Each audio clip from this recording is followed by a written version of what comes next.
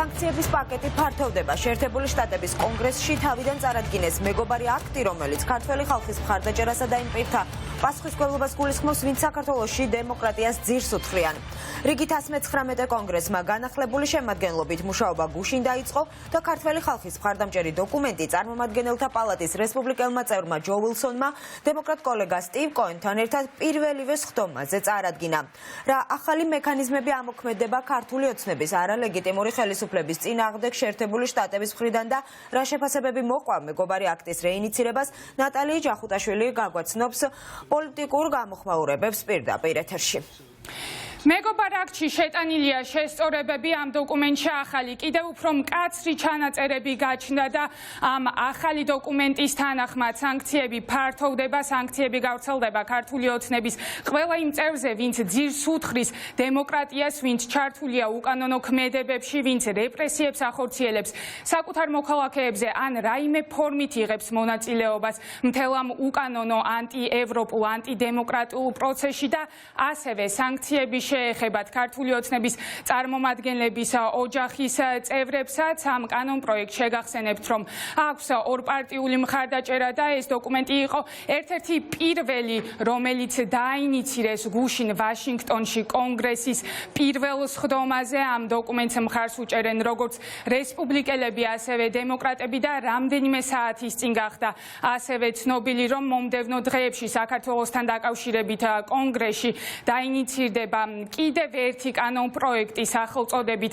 ქართული კოშმარის არაღიარების აქტი, რომლის ავტორი არის დემოკრატი კონგრესმენი სტივ კოენი და ამ დოკუმენტის თანახმად ვაშინგტონმა არ უნდა აღიაროს ქართული ოცნება ბიძინა ივანიშვილის გუნდი, რომელმაც გააყალბა არჩევნები და ამ გაყალბებული არჩევნების შედეგად შეინარჩუნა ძალაუფლება და ასევე ამ დოკუმენტში ნათქვამია ისიც, რომ ლეგიტიმაცია არ უნდა მიანიჭონ რეჟიმის მიერ დანიშნულ ეგრეთ წოდებულ პრეზიდენტს მიხეილ ყაველაშვილს და სალომე ზურაბიშვილი უნდა იყოს ერთადერთი ლეგიტიმური პრეზიდენტი იქამდე, ვიდრე საქართველოში არ დაინიშნება ახალი არჩევნები. მოკლედ, ჩვენი დასავლელი პარტნიორები შეშფოთებას ვერ მალავენ თბილისში განვითარებული მოვლენების გამო და ისინი ღიად მოუწოდებენ საქართველოს დე-ფაქტო ხელისუფლებას, რომ დროულად გადადგას კონკრეტული ნაბიჯები და დანიშნოს საქართველოში ახალი არჩევნები. ოპოზიციური პარტიები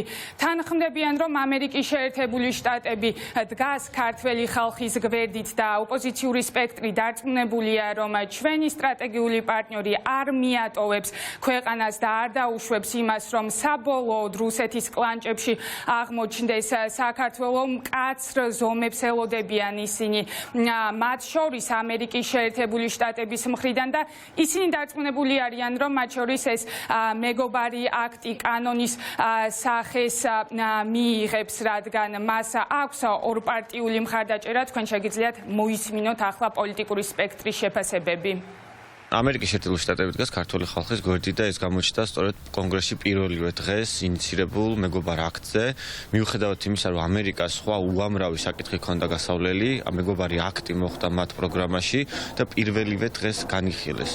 ქართულ ოცნებას ეწოდა ქართული კოშმარი, ძალიან სწორადაც და მეგობარი აქტი ორი ხაზით ვითარდება. პირველი ეს არის, თუ ქართული ოცნება დაუბრუნდება დემოკრატიულ პრინციპებს და ჩაატარებს თავისუფალ და სამართლიან არჩევნებს, მაშინ ამერიკისგან ჩვენ მივიღებთ უამრავ პროგრამას, რომელიც გულისხმობს ფინანსურ მხარდაჭერას, ასევე თავისუფალ მიმოსვლას, მაგრამ თუ ქართული ოცნება ივანიშვილის რეჟიმი გააგრძელებს რეპრესიებს, გააგრძელებს თანამშრომლობას რუსეთთან, ჩინეთთან და ირანთან, მაშინ ივანიშვილს და მის გარემოცვას, მის ოჯახის წევრებს, რომლებიც ჩართულები არიან ასევე იმ ბიზნესებში, რომლებიც აძლიერებენ რუსეთს, მიიღებენ სანქციებს. ამერიკა არის მზე სახელმწიფო, არის დემოკრატიის ფლანგმანი, დემოკრატიის მთავარი მხარდამჭერი მსოფლიოში.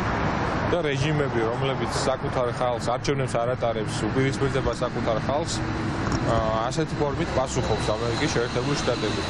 არ გაქვს დემოკრატია, ებრძვის საკუთარ ხალხს გძირს უთხრი დემოკრატიას. მაშინ მოგექცევიან ისე, როგორც ექცევიან ქართულ ოცნებას. ქართული ხალხის მეგობარი არის ამერიკის შეერთებული შტატები და სწორედ ამიტომ ხდება ამ პროექტების, ამ აქტების ინიცირება. ძალიან მნიშვნელოვანია, რომ პირველივე დღეს საუბარი შეეხებოდა საქართველოს. ამერიკის შეერთებული შტატები კვლავ რჩება ქართველი ხალხის და საქართველოს ეროვნული ინტერესების მხარდამჭერი. ორივე აქტი, როგორც მეგობარი აქტი, ასევე არაღიარების აქტი, არის ქართველი ხალხის ინტერესების გამომხატველი. ცხადია, ორპარტიული მხარდაჭერა აქვს. ეს ნიშნავს იმას, რომ ტრამპის ადმინისტრაციის დროს აუცილებლად გაგრძელდება ის ხაზი, რაც ნიშნავს, რომ საქართველოში არის ძირგამოთხრილი დემოკრატია. ამერიკის შეერთებული შტატები, როგორც ცივილიზებული დასავლეთის სამყაროს დასაყრდენი, მათ შორის დემოკრატიის თვალსაზრისით, ვერ და არ მოახდენს იმ ხელისუფლების თუ ასე ვთქვათ, ფსევდომთავრობის აღიარებას, რომელმაც დემოკრატიის მთავარი პრინციპის არჩევნების მოპარვის შედეგად შეეცადა, რომ შეინარჩუნებინა ძალაუფლება. ამიტომ ისინი იქნებიან თავიანთ გზავნილში ძალიან მკაფიო. შეგვიძლია თალსახად ვთქვათ, რომ ისევ დასავლეთის ყურადღების ცენტრშია საქართველო, ჩვენი დასავლელი პარტნიორები, მათ შორის ამერიკელი მოკავშირეები, ქმედით ნაბიჯებზე გადადიან. მეგობარი აქტი უკვე დაინიცირებულია, კიდევ რამდენიმე ეტაპი იქნება გასავლელი. საბოლოო ჯამში ამ კანონ პროექტს ხელი უნდა მოაწეროს დონალდ ტრამპმა და თავად ამერიკელი მეგობრებიც ღიად აცხადებენ, რომ დონალდ ტრამპი ძალიან ხის პოლიტიკას გაატარებს ქართულ ოცნებასთან მიმართებით და ჩვენი პარტნიორები ღიად ამბობენ, რომ ქართულ ოცნებას ცრუ მოლოდინები აქვს დონალდ ტრამპთან დაკავშირებით, რადგან ისინიც ამბობენ, რომ დონალდ ტრამპი აუცილებლად დაიცავს დემოკრატიულ ღირებულებებს და ისინიც ფიქრობენ, რომ გაგრძელდება სანქციების დაწესება. მოკლედ დაველოდოთ მოვლენების განვითარებას უახლოეს დღეებში. კიდევ ერთი კანონ პროექტი დარეგისტრირდება კონგრესში საქართველოსთან დაკავშირებით.